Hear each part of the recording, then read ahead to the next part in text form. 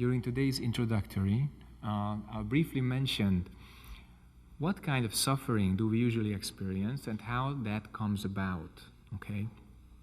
So previously we talked about the 4 major suffering of birth, old age, sickness, and death, okay?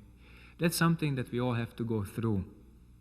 By choosing to be born, and we chose this body, then we go through the birth of this body, then the aging of this body, then all kinds of sicknesses appear. First we can fix them, then later on it's harder and harder, and then one of the sicknesses just takes us, and then this body dies.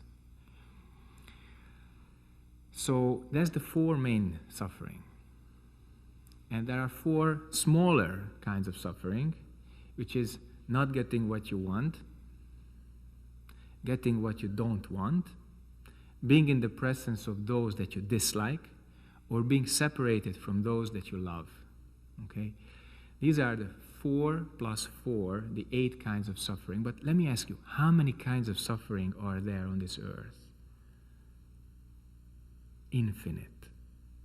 So we say this so that you would have an open mind about it, but if you open, the television, if you open the newspaper, you can see without any analysis, there are so many kinds of suffering. Innumerable, okay? So we have 84,000, which is the number of infinity, 84,000 kinds of suffering, as well as we have 84,000 kinds of remedies to heal this suffering. Now, we will examine today how this suffering comes about, how it's born, okay? And the Buddha taught that the 12 links in the chain of dependent origination, sorry for the long name, is a description of how this happens, okay? And there are 12 steps how we create our suffering, okay? And the first step is the most important step because that's something which usually even practitioners not understand so much. The first step is we call ignorance. In Sanskrit, avidya. Literally it means not seeing. Not seeing, okay? Or not perceiving, okay? So in practice, what does that really mean? So that this would not be so philosophical for you. Avidya or ignorance means when you cannot see things as they are, okay? When you cannot see this as gray, when you cannot see the sky as blue, when you cannot see the other person as he or she truly is, because you have ideas. Ideas of good and bad, right and wrong, high and low, like and dislike, okay? That's ignorance. So when ignorance is born, then the next step is mental formations. Mental formation also, don't go to the psychological bookstore to see what it is. Look inside. Inside you find your own mental formations which you create. You say, this kind of person, good. That kind of person, bad.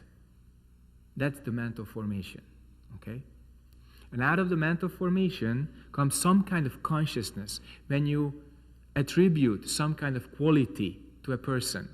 So if you are really judgmental, then for the rest of his or her life, that person will be good for you or bad for you, no matter what that person does. And this is number one, stupid. Sometimes you can see that relationships, they really break because they cannot see themselves as they are. They sit next to each other on the sofa, watching television 4 hours a day, and in 10, 15 years, they cannot see each other as they truly are because of the ideas.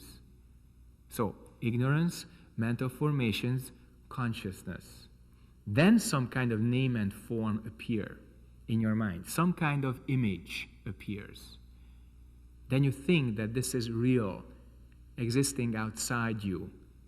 That means you are blind to the movement, to the mental creation, how that came to being, okay? So when you practice, then these really difficult philosophical concepts will have meaning. Not some kind of explanatory meaning, but something which you experience. So when you practice, then you can perceive how your mind creates ignorance. So ignorance is not a lack of knowledge, okay? Sometimes very clever people are so ignorant that it's very painful to see them and hear them because they believe they are very, very clever.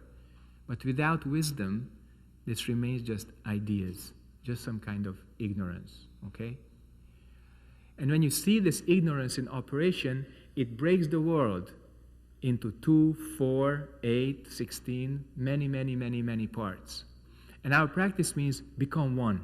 So when you put down all these ideas, then you and this world become one. You and other people become one. Because there are no discriminative thoughts, no ideas, therefore, no ignorance. When your ignorance machine or differentiation machine begins to work, then in your mind polarities appear, like and dislike, plus and minus. So you attract certain people and you reject certain other people. You can see that in your relationship. So for you, like for all sentient beings, the world is not just like this. The world is torn apart into good and bad, like and dislike.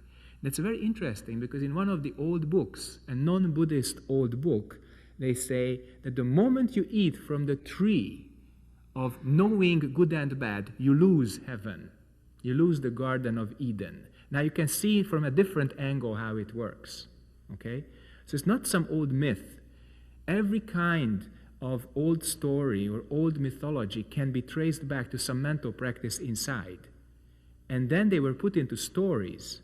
But when the practice which created this kind of insight was diminishing, then only the stories remained. Okay? And then later people have very different ideas about these stories, so they don't understand that.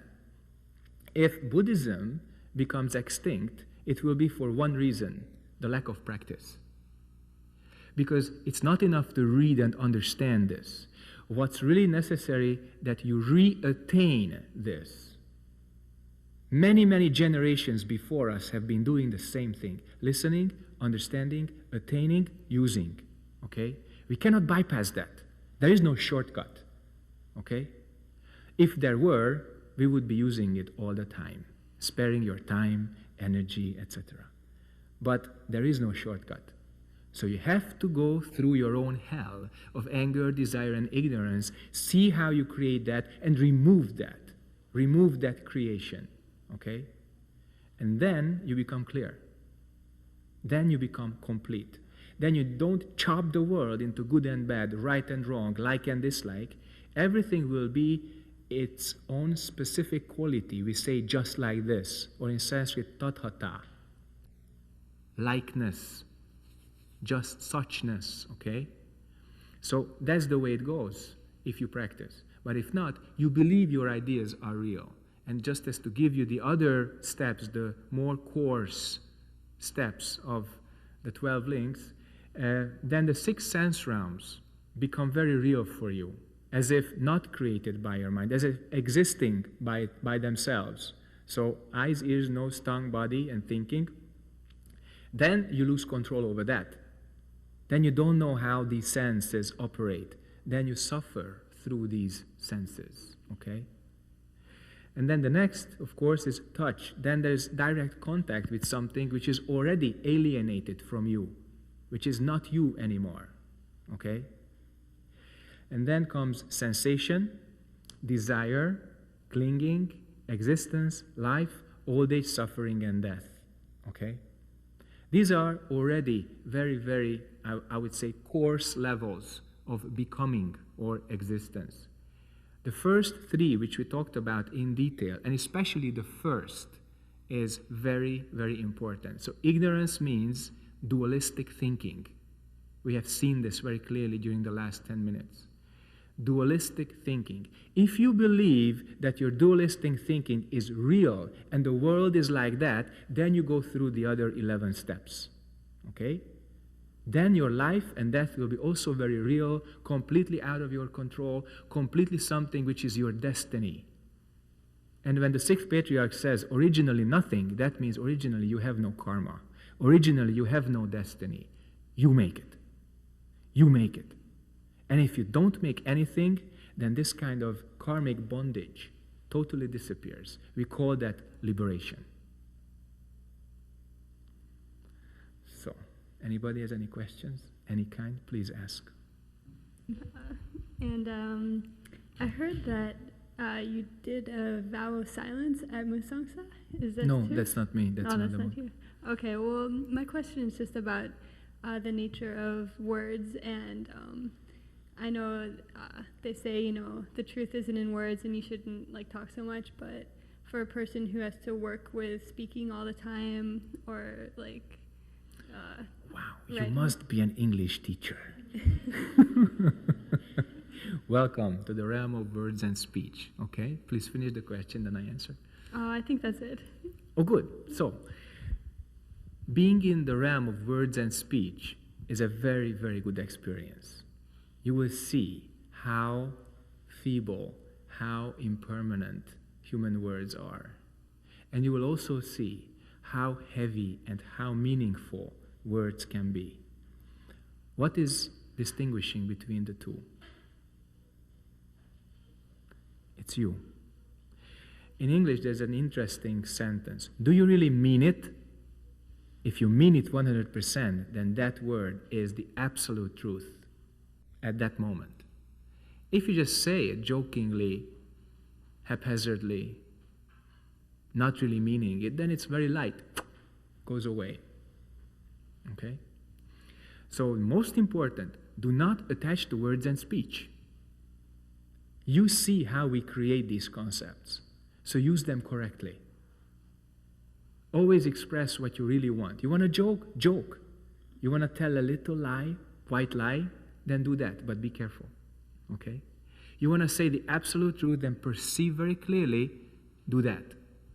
Okay?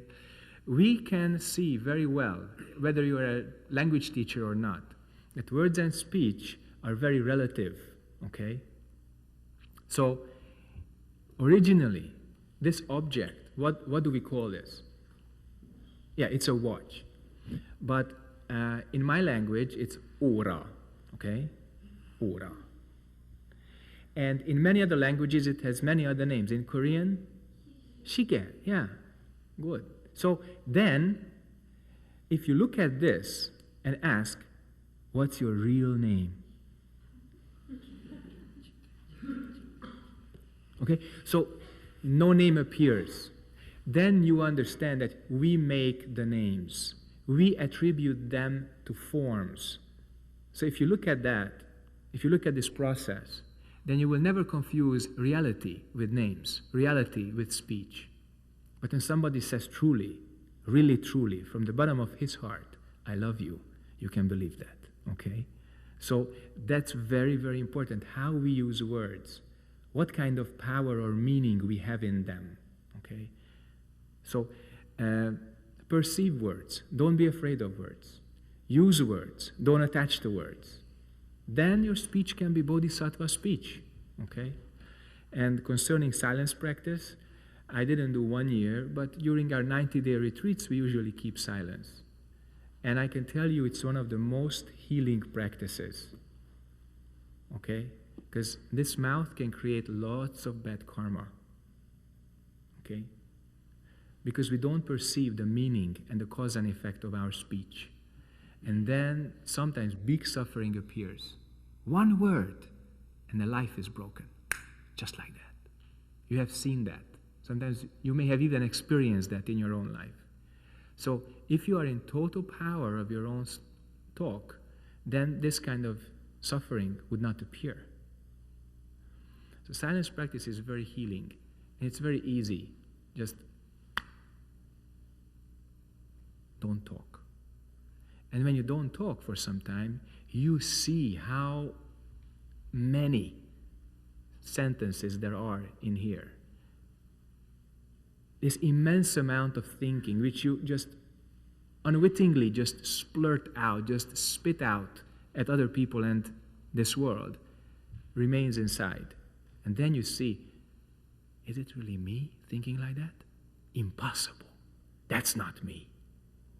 Okay? So then you realize what kind of thinking you have, what kind of speech or talk you would have if you opened your mouth And then you change your own view about yourself, which is very healthy.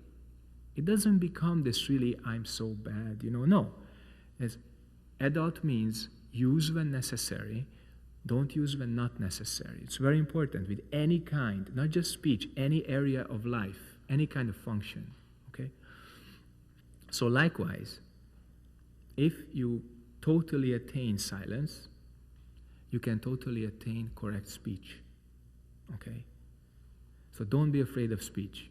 Use speech. But when you use it too much, you get exhausted.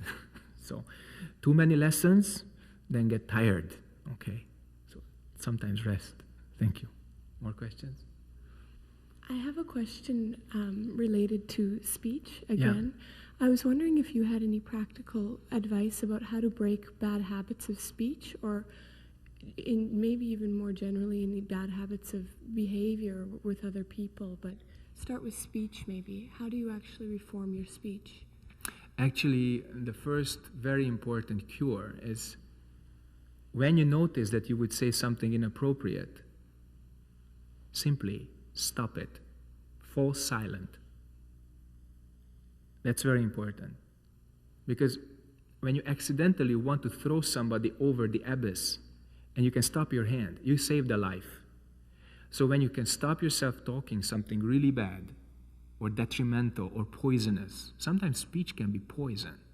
It remains in people's minds and starts to operate, So when you notice that you would inject that poison right this moment, stop. Don't talk. Say, excuse me, then you go out. Then you reflect. Oh my gosh, what would I have done? That's the first. So perceive this speech karma. The next, do some practicing, because you realize that if you don't cultivate your mind, you cannot take away this speech habit. So during cultivation, you are silent. That means no speech. Detach from this karma.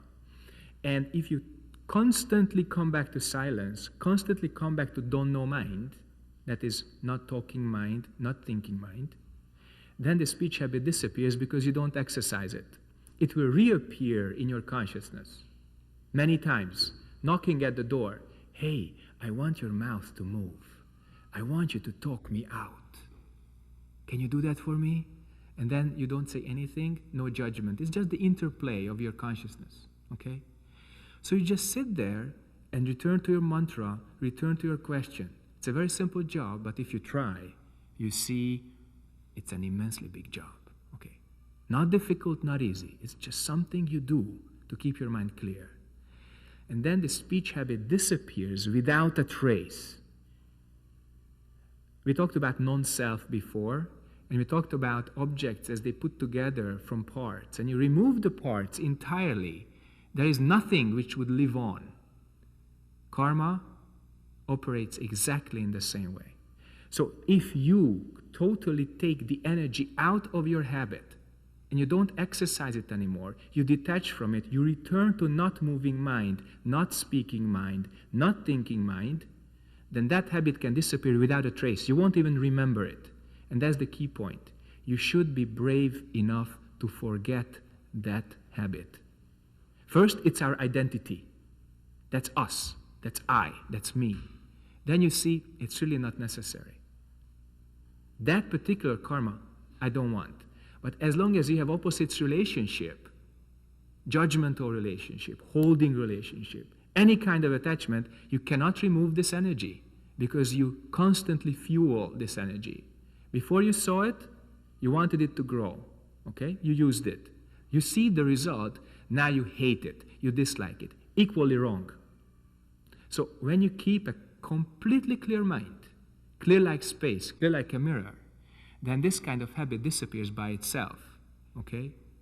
In some traditions, they call it liberation by pure awareness. That's what you have to keep. Vimalakirti said, the great lay practitioner, the patient endurance of the uncreated or uncreated mind, or the mind which is before creation. So that is something which we can experience. That is something we can attain and we can keep, and then we can control our karma. Okay? Okay. More questions? I have a lot of time on my own these days in the evening, so I have a lot of time for thinking. So my thinking is really it's not comfortable. So I try practice some, but I don't like even watching it or whatever. Sometimes it's fine, but many times it's just, and I don't like, so I'm attached to don't like my thinking. So I started to do some crochet, some handcraft, because because that's more peaceful for me. Mm-hmm. In fact, it's very calm. But I'm wondering, is that I'm thinking maybe I'm just trying to avoid my thinking, so I'm doing something that's much more pleasant. And should you practice if it feels very uncomfortable? So, very good question. When you stop the handicraft, what happens? Yeah, when you stop making your own little handicraft, what happens? I think about starting the next one. Yeah, that's good. But when you don't start the next one, because there's no more time for handicraft, Well, and your thinking can reappear. Does it reappear?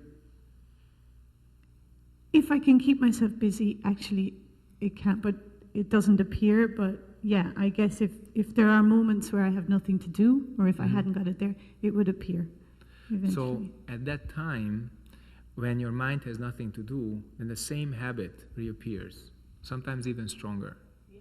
But what you do is actually a very natural response. And we call that outer path Zen. Later I'll talk about the 5 types of Zen. But one is when you give the mind a certain object to meditate on. Actually, it's a very healthy thing to do handicraft instead of thinking. When monks go to temple and they are novices, they do a lot of working Zen, okay? Working meditation, ulyok, okay? Lots of work, because that takes away thinking. They cannot practice yet, too strong. So they're thinking too strong. So they work a lot, bow a lot, chant a lot. So that gives different object to the mind to cultivate, because they cannot control that energy so well as yet. But over time, you have to get down to the real business, which is directly perceiving your thinking, dare to face it, and dare not to touch it. And then you stop being judgmental. If you stop being judgmental, you made the first step. What use is it if you hate yourself? If you hate your karma? It's totally useless. What is it useful for if you start to like your karma? Also, not necessary. So see your karma as it is, and use in the appropriate situation, and don't use when the situation is not appropriate. And then something real appears. We call that genuinely human. Okay? Very natural. Genuinely human. So don't be afraid of your karma. Being afraid doesn't help. In fact, it invites disaster. You know the victim type? Oh, I will have an accident, please. I don't want an accident. Bam! Right there. Okay? So this is the type which gets into an accident just because he or she is afraid of it. Okay? So don't do that. Don't be afraid of your karma. Don't hate your karma. Don't do that. When you are ready inside, see it. Go beyond it. Then use it. Okay? Thank you for your attention. We continue next time.